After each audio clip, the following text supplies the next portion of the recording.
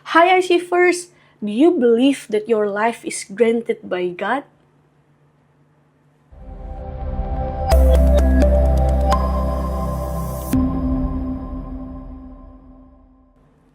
Pernahkah Bapak Ibu Saudara mempertanyakan, Tuhan kenapa ya aku ada di dalam kondisi yang seperti ini?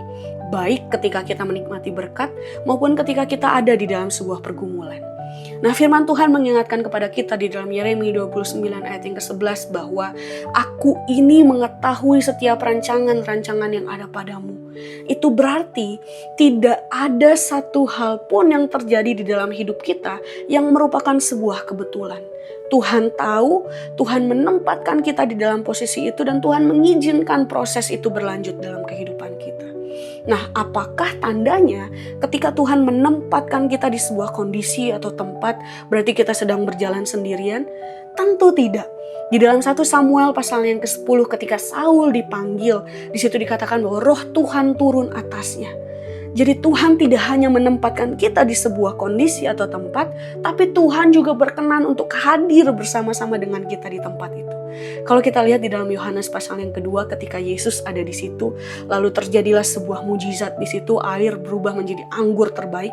Bukan sebuah peristiwa yang istimewa di situ, bukan airnya yang istimewa di situ, tapi karena kehadiran Tuhan ada di situ bersama dengan orang-orang yang ada di sana.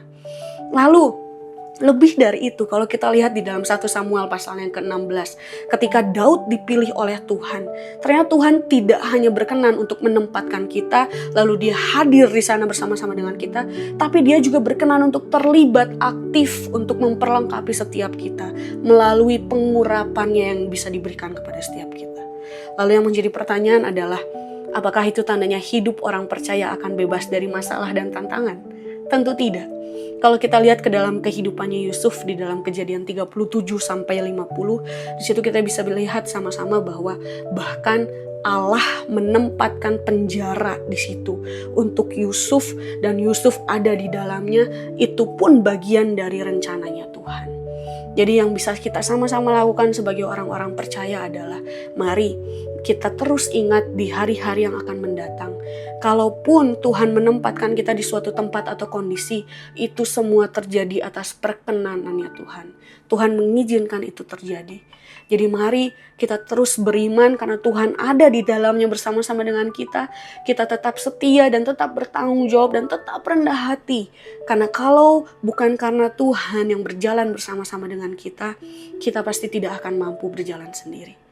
Terus semangat dan biarlah kita tetap menikmati setiap hari-hari momen kondisi hidup kita yang Tuhan izinkan terjadi. Tuhan Yesus memberkati setiap kita semuanya.